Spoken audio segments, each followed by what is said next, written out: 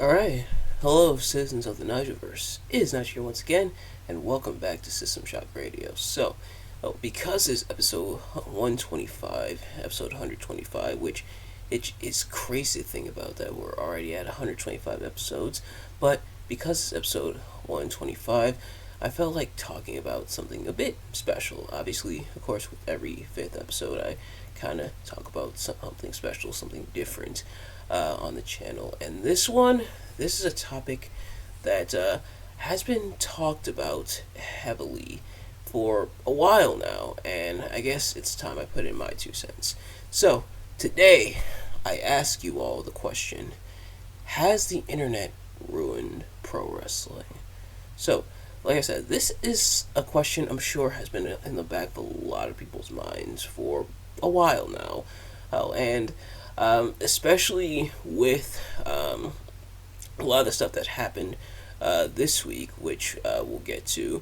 But it's a question that I'm sure many people have asked, many people have speculated, in fact, many people have talked about. But now I seek to answer it, not just for you all, but for myself as well. So I ask, once again, has the internet ruined pro wrestling?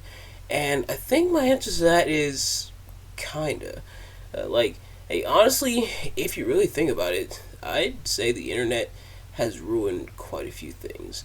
Like, here's the thing about the internet. I feel like the internet is very much a double-edged sword. Right? So, there is plenty of good things about the internet, but for as many good and wonderful things that the internet has to offer, it seems like there's just as much bad. It's definitely a yin and a yang. And on one hand, information and travels incredibly quickly. We have a lot of information at our disposal, and there's plenty of incredible things that can be done with the internet or with technology or with the online sphere. But on the other hand, information does travel quickly. There's a lot of information at our disposal, and there are a lot of wonderful / malicious things that can be done within the online sphere. So, kind of that double-edged sword that I was talking about, the two sides to the coin, essentially, of the internet. And so, because of that, a lot of people have embraced the internet. A lot of people have been skeptical about it. People have been skeptical about the internet for years. I forgot who it was exactly who said the internet might be the greatest curse, which honestly they aren't entirely wrong about. But where does pro wrestling fall into all of this? So I'd argue that with the internet being as expansive as it is, with information traveling as far and wide as it is it definitely has impacted the wrestling world. How so? For starters, nothing's a surprise anymore. Unfortunately, because as the internet is accessible to so many people, to several millions of people, that means millions of people are able to see several things in real time. And meaning, if you post something to the internet and you have a large enough following, and it'll eventually get spread, if that makes any sense. And it's because of that there are of course dirt sheets such as Fightful or Cultaholic or Wrestling Observer newsletter, who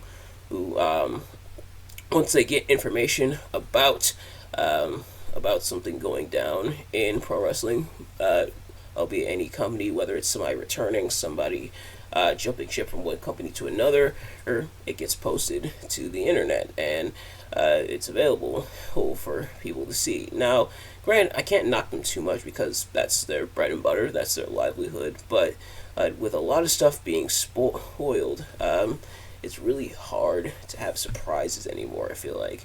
I can only really count on one hand the number of surprises, like genuine surprises that we've had in recent memory. Because of how fast information travels. When Cody Rhodes left AEW and jumped ship to WWE, people were on that because it was a big story, of course. When CM Punk was making his return, people were on that. When CM Punk potentially made his was potentially going to make his WWE return. For right now, it's kind of speculated that that might not happen, but it is from, of course, Dave Meltzer. So I take that with a grain of salt. But when that happened, stories were on that when Jane Cargill left AEW as head to WWE, people were on that. So, all these things, all these developments happening. So, back then, when the internet wasn't as big, it existed, of course, but it was nowhere near as big as it is nowadays. He's back then. There were a lot more surprises. There were still some stuff that was spoiled and that people saw coming, but there was a lot more surprises.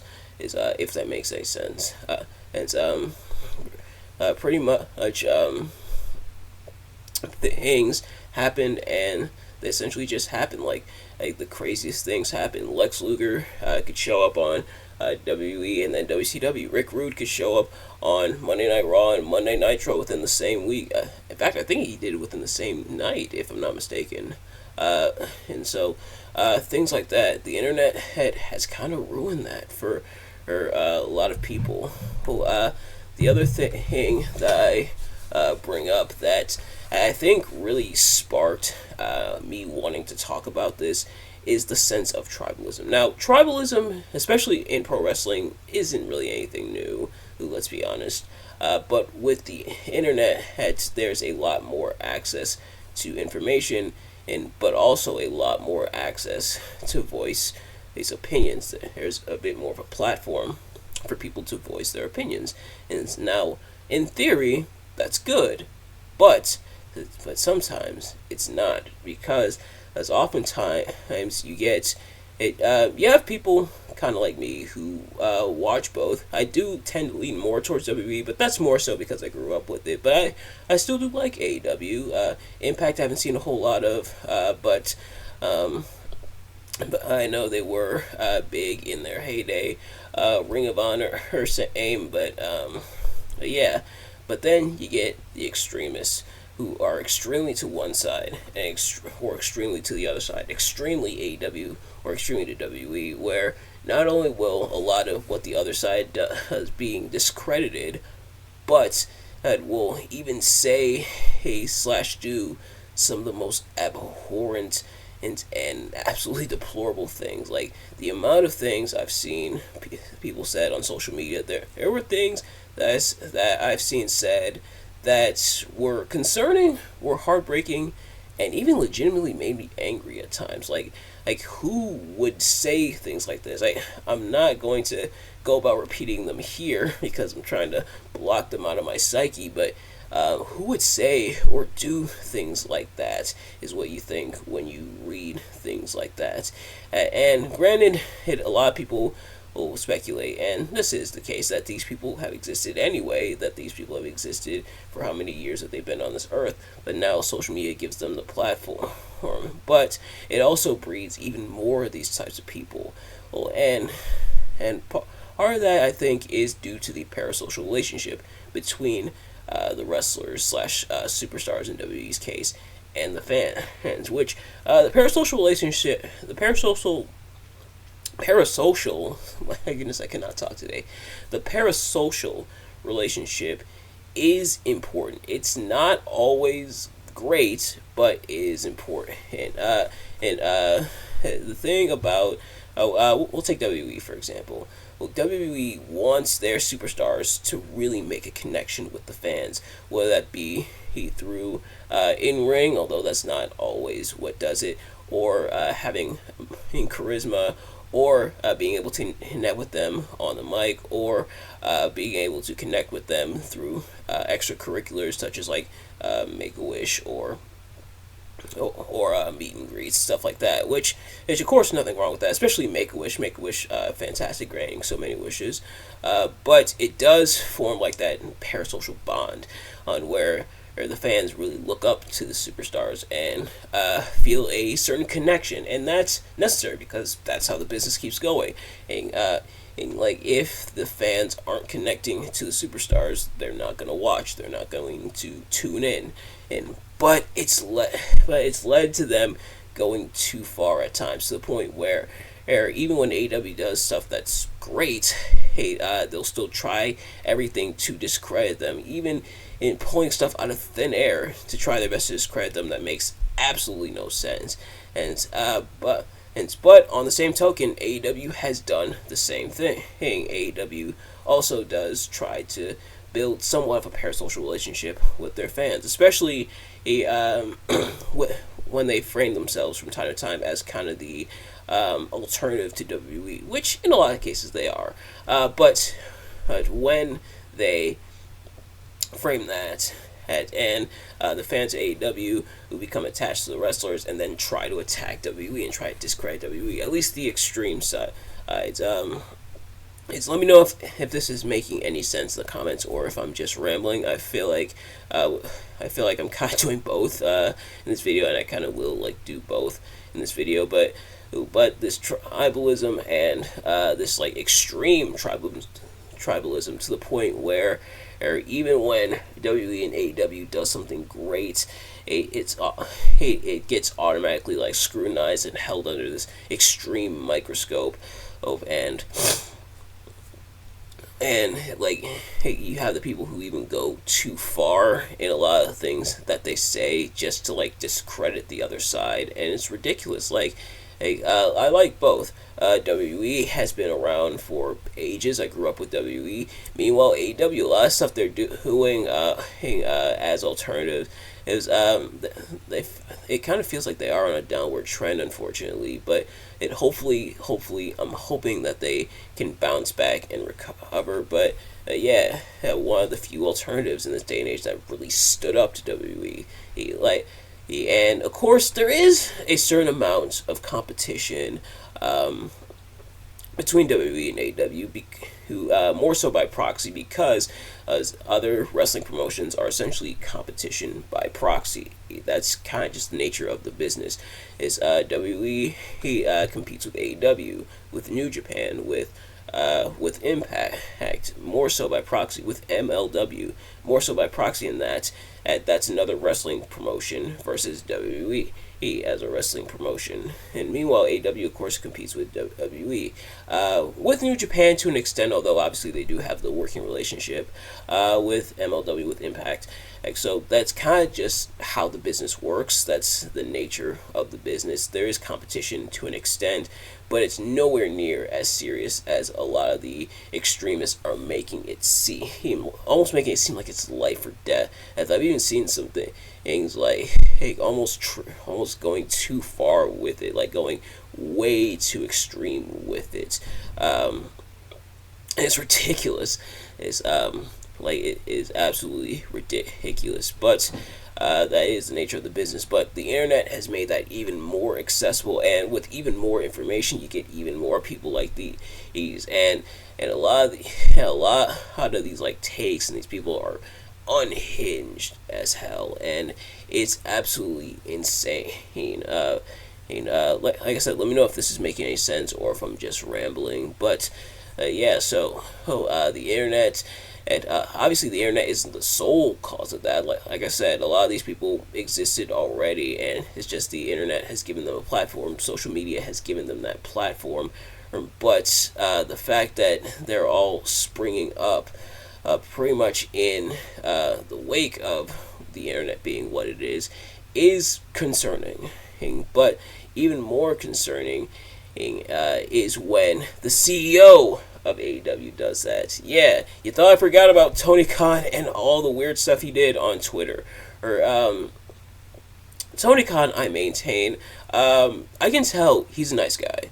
I can tell he's a good person. A lot of things he's done, you can tell he cares about his roster to an extent, but you can tell he cares. He's a nice, he's a cool person. A lot of people say he's a very good person, that he's a sweetheart and everything.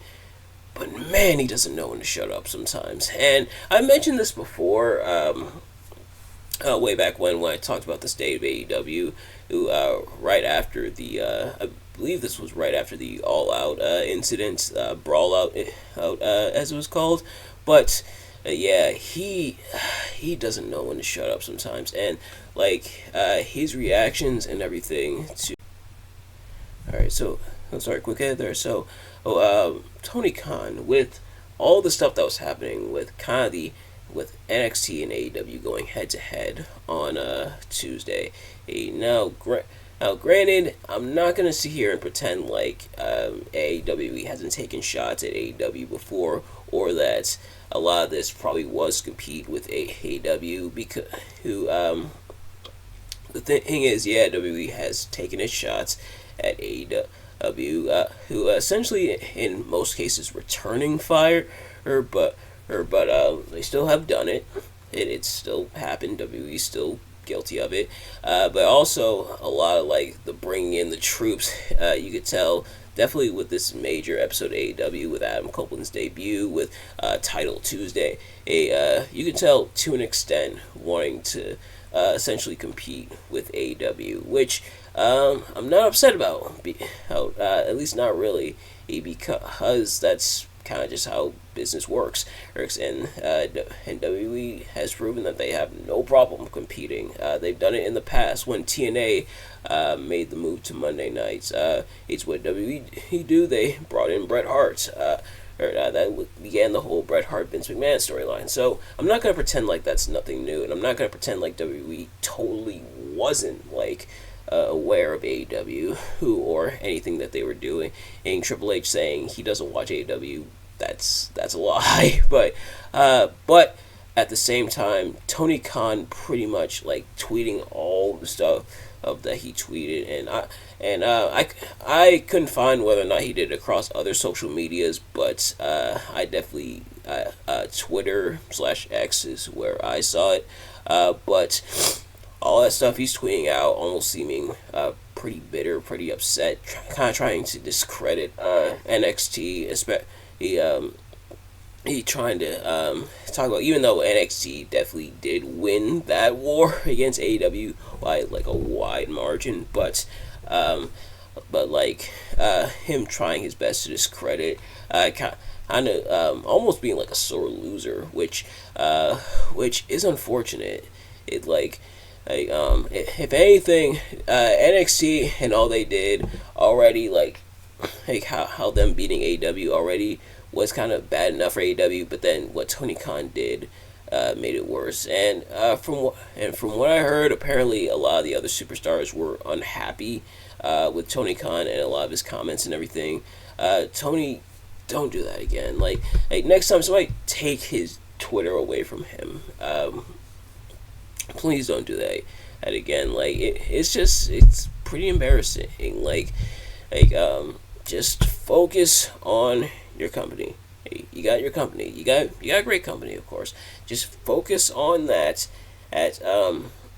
Just focus on building that up. Save the competition. Leave the competition at the door, essentially. Or not competition. Leave the trash talk, I should say, at the door, because WWE, you didn't see them doing that. You didn't see them talking about AEW like constantly. They brought them up a few times, obviously, like I mentioned, but it's not like a constant thing. It's not like constant pot shots like that. I think gets annoying, and you may be asking, Nigel, how does that tie back into the internet? Because oftentimes social media is used, and the clips that AEW does, not just on TV, but the stuff they do on social media to try taking pot shots at WWE, gets spread around, and of course you have some people who are behind it, but then others who are like, wow, that's really sad that you feel the need to take shots at WWE the way that you're doing. And like I said, WWE, no stranger to taking shots. Let's get that out of the way. Definitely have taken shots before. Or unless we forget that DX pulled up to WCW's headquarters in a tank. Unless we forget the Attitude Era wouldn't exist if it wasn't for WCW beating them in the ratings. And so WWE, they know how to compete and they know how to take shots. But when AEW does it constantly on a weekly basis to the point where it almost becomes their entire identity, that gets annoying after a while. But uh, but but but with the internet being able to spread all that around, it becomes even more prevalent and even more potent against them when it backfires on AEW. Has it backfired 100% of the time? No. Has it backfired sometimes? Yes. Yes. But but yeah, so the internet being what it is, the internet being as large and expansive as it is with all the information, with these lack of spoilers, with like all the tribalism going on, and with this like big with this like big war. At least the narrative of this like big huge war. It's either us or them. You can't be both sides. You gotta pick. You gotta pick us. Or you gotta pick them. Like that's like stuff like that. And then even when the CEO of AEW joining in on it, it like the fact that he joined in on it, it honestly just made it worse. Like it was already bad enough, but the fact that he jumped in on it and the fact that he's like going in on it, it's pretty much like an analogy I can put it. It is imagine like you imagine like there's a fight going on in school, and then the teachers jump in and start fighting as well. Hell, instead of trying to break it up, they instead like fight as well. Like that does get annoying because there's people who are friends in both WWE and AEW. There's people who are in relationships in both WWE and AEW. So yeah, these people have lives. They're not like always worried about like us versus them, and that does come up from time to time, obviously. But otherwise, a lot of these people are friends. Like in WWE and AEW, a lot of them are friends. They wish each other well when releases and stuff happen, or they jump ship from one company to another. When Jade Cargill jumped ship from AEW to WWE, there was no hard feelings. They were happy for her, wished her well, and everything. And like stuff like that is what I love to see. Not like the constant back and forth, if that makes any sense. But the reason I bring the internet into this and I bring this up is because with the travel of information and with the prevalence of, and I really feel like it mainly is like social media. Maybe the internet is a little too broad, but obviously there are of course the websites like the dirt sheet websites or the wrestling related websites and stuff like that. But with all that, it really puts a damper on things. I maintain if you want to enjoy wrestling in this day and age, really like tune out the internet. And like try your best to tune out the internet and really just watch stuff for yourself. You'll have a much better time. And feeding the trolls and feeding the negativity on the internet will only make things worse. At least that's what I feel like. But yeah, like that tribalism, that like all the spoilers, the fact that nothing's a surprise. Back in the day, and I know that's like something else that's constant, like the whole back in the day or back in my day kind of thing. And I don't want it to sound like that, but back in the day, when things weren't as prevalent, when the internet was a lot smaller than it was, stuff like that, it didn't really happen or it didn't happen on as big a scale. But with the internet being as big as it is now, it's a much bigger scale. If that makes any sense. Now, like I said, I'm not completely against the internet because that's how a lot of people make their bread and butter. Heck, I'm posting this to YouTube. This of course is going on YouTube. I make YouTube video. So obviously I participate in the online discussion on the internet, and mostly because I enjoy doing this, and I enjoy all you lovely people, of course, and I hope you all enjoy me as well. But contributing to that, I do contribute to the internet. Like seeing wrestling on the internet is interesting, and I imagine that's how a lot of people watch their content, especially with online services such as whether Peacock for WWE or like Bleacher Report or Fight TV for AEW, like the events that is, or like if you miss the weekly programming, and going back and watching the clips and stuff on YouTube, which is usually how I catch a lot of the highlights and stuff of like Yeah, so in that regard, the internet I think is a good thing for pro wrestling. But back to that double edged sword. The other stuff really leaves a lot to be desired, and the desire to leave a lot out, if that makes any sense. But I think that's going to do it for this episode. Thank you all so much for watching. I hope you enjoyed. Hopefully, this wasn't too much of a ramble, and hopefully, I did make any sense of this. But of course, for starters, if you do have any topics you want me to talk about on System Shock Radio, feel free to let me know either in the comments or if you can get a hold of me, like if you message me on social media, whether that be Facebook, Instagram, Twitter, or I have all those pages. They should be in the link tree in the description. So follow me there, check me out there. But yeah, so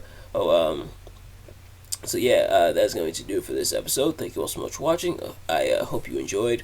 If you did, please do me a favor. Like, comment, subscribe, share with your friends, turn on post notifications so you know every time I upload a video so you can see as soon as it drops. Let me know in the comments below your thoughts on everything we talked about. And do you think the internet has ruined pro wrestling? Like I mentioned, my final verdict is kinda...